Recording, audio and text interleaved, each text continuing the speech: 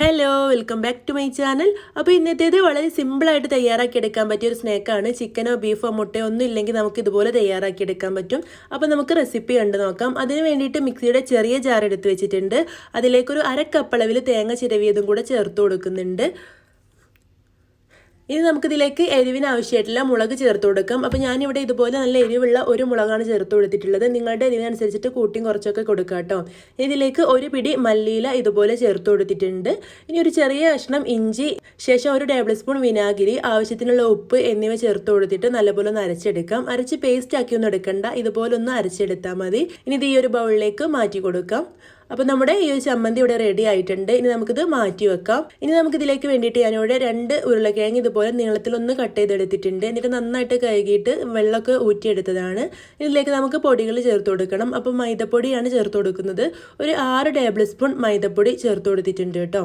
ഇനി ഇതിലേക്ക് എരിവിനായിട്ട് 1/2 table spoon മുളക് പൊടി ചേർത്ത് കൊടുത്തിട്ടുണ്ട്. 1/4 ടീസ്പൂൺ മഞ്ഞൾപ്പൊടിയും ആവശ്യത്തിന് ഉപ്പും കൂടെ ചേർത്തിട്ട് കൈ വെച്ചിട്ട് നന്നായിട്ട് തന്നെ ഒന്ന് മിക്സ് ചെയ്തെടുക്കാം.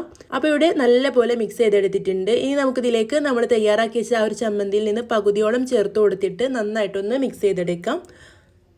അപ്പോൾ ഇതിലേക്ക് വെള്ളമൊന്നും ചേർത്ത് കൊടുക്കരുത്. ഈ ഒരു ചമ്മന്തി ചേർത്ത് നന്നായിട്ട് കുഴച്ചെടുത്ത ശേഷം ആവശ്യമാണെങ്കിൽ മാത്രം വെള്ളം ചേർത്ത് കൊടുത്താൽ മതി. അപ്പോൾ നല്ലപോലെ കുഴച്ചെടുത്ത ശേഷം ബാക്കിയുള്ള ആ ഒരു ചമ്മന്തി കൂടെ ചേർത്ത് കൊടുത്തിട്ട് വീണ്ടും കൈ വെച്ചിട്ട് തന്നെ നല്ലപോലെ മിക്സ് ചെയ്തെടുക്കുക. അപ്പോൾ ഇതിവിടെ മുഴുവനായിട്ടും ഇതുപോലെ നന്നായിട്ട് തന്നെ മിക്സ് ചെയ്തെടുത്തിട്ടുണ്ട്. ഇപ്പോൾ ഇതിങ്ങനെ ഒട്ടിപ്പിടിക്കാതെ നല്ല ഡ്രൈ ആയിട്ടാണ് കിടക്കുന്നതെങ്കിൽ മാത്രം വെള്ളം ചേർത്ത് കൊടുക്കുക. അപ്പോൾ ഞാനിവിടെ ഒരു 2 ടേബിൾ സ്പൂണോളം വെള്ളം ചേർത്ത് കൊടുത്തിട്ട് ഒന്നുകൂടെ ഒന്ന് കുഴച്ചെടുക്കുകയാണ്. അപ്പോൾ ഇതുപോലെ നന്നായിട്ട് തന്നെ കുഴഞ്ഞ് കിട്ടും. നമുക്കിങ്ങനെ ഷേപ്പ് ചെയ്തെടുക്കാൻ പറ്റുന്ന രീതിയിൽ കുഴച്ചെടുക്കണം. അപ്പോൾ ഇതുപോലെയാണ് കേട്ടോ ഇതോടെ തയ്യാറാക്കി എടുത്തിട്ടുള്ളത്. ഇതിൽ നിന്നിങ്ങനെ നമുക്ക് കുറച്ച് എടുത്തിട്ട് ഇങ്ങനെ ഉരുട്ടിയെടുക്കാൻ കഴിയണം. ആ ഒരു രീതിയിൽ മാത്രം വെള്ളം ചേർത്ത് കൊടുത്താൽ മതി. ലൂസായി പോകരുത് കേട്ടോ. അപ്പോൾ ഇതുപോലെ തയ്യാറാക്കിയെടുത്ത ശേഷം ഞാനിവിടെ കുറച്ച് ബ്രെഡ് ക്രംസ് എടുത്തിട്ടുണ്ട്. എന്നിട്ട് ഇതിൽ നിന്നും ഓരോന്നായിട്ട് എടുത്തിട്ട് ഒന്ന് ഷേപ്പ് ചെയ്തെടുക്കുകയാണ്.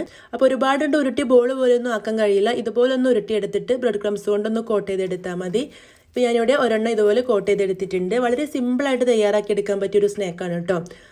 എന്നിട്ട് ബാക്കിയുള്ളതും ഇതുപോലെ തന്നെ തയ്യാറാക്കിയെടുക്കാം. ബ്രെഡ് ക്രംസ് കൊണ്ട് കോട്ട് ചെയ്തിട്ട് റെഡിയാക്കിയെടുക്കാം. ഇപ്പോൾ ഞാനിവിടെ മുഴുവനായിട്ടും ഇതുപോലെ ഷേപ്പ് ചെയ്തെടുത്തിട്ട് ബ്രെഡ് ക്രംസ് കൊണ്ട് കോട്ട് ചെയ്തെടുത്തിട്ടുണ്ട്. ഇനി നമുക്കിത് ഫ്രൈ ചെയ്തെടുക്കണം. അപ്പോൾ അതിന് വേണ്ടിയിട്ട് ഗ്യാസ് സ്റ്റോപ്പിൽ ഒരു പാൻ വെച്ച് കൊടുത്തിട്ട് അതിലേക്ക് ഓയിൽ ഒഴിച്ച് കൊടുത്തിട്ടുണ്ട്. എന്നിട്ട് ഓയിൽ ചൂടായി വരുമ്പോൾ ഇതിൽ നിന്ന് ഓരോന്നും എടുത്തിട്ട് കൈ കൊണ്ട് ഒന്നുകൂടെ ഒന്ന് ഉരുട്ടി ഷേപ്പാക്കി കൊടുത്തിട്ട് ഈ ഒരു എണ്ണയിലേക്ക് ഇട്ട് കൊടുക്കാം. അപ്പോൾ ഞാനിവിടെ 3 വെച്ചിട്ടാണ് ഒരുമിച്ച് ഫ്രൈ ചെയ്തെടുക്കുന്നത്. അപ്പോൾ തീ മീഡിയം ടു ലോ ഫ്ലെയിമിൽ വെച്ചിട്ട് നന്നായിട്ട് തന്നെ വേവിച്ചെടുക്കണം. ഉരുളക്കിഴങ്ങൊക്കെ നന്നായിട്ട് വെന്ത് വരണം.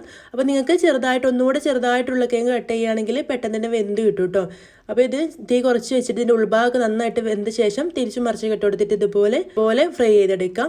ബാക്കിയുള്ളതും ഇതുപോലെ തന്നെ തയ്യാറാക്കിയെടുക്കാം. അപ്പോൾ വളരെ എളുപ്പത്തിൽ തയ്യാറാക്കിയെടുക്കാൻ പറ്റിയ നല്ലൊരു ഇഫ്താർ സ്നാക്കാണ്. നിങ്ങൾ എന്തായാലും ട്രൈ ചെയ്ത് നോക്കണം. ഒരുപാട് മൗത്ത് വാട്ടറിംഗ് ഒന്നുമല്ല. നമ്മളിതിലേക്ക് ചിക്കനോ ബീഫോ മുട്ടയോ ഒന്നും ചേർത്ത് കൊടുക്കുന്നില്ല. വളരെ സിമ്പിൾ ആയിട്ടുള്ള ഈ ഒരു സ്നാക്ക് നിങ്ങൾക്ക് ഇഷ്ടമായിട്ടുണ്ടെങ്കിൽ ലൈക്ക് ചെയ്യാനും ഷെയർ ചെയ്യാനും നിങ്ങളുടെ അഭിപ്രായം കമൻ്റ് ആയിട്ട് അറിയിക്കാനും മറക്കരുത്. ചാനൽ സബ്സ്ക്രൈബ് ചെയ്യാത്ത കൂട്ടുകാരുണ്ടെങ്കിൽ ഒന്ന് സബ്സ്ക്രൈബ് ചെയ്തിട്ട് സപ്പോർട്ട് ചെയ്യണം. അടുത്ത വീഡിയോ ആയിട്ട് വീണ്ടും കാണാം. താങ്ക്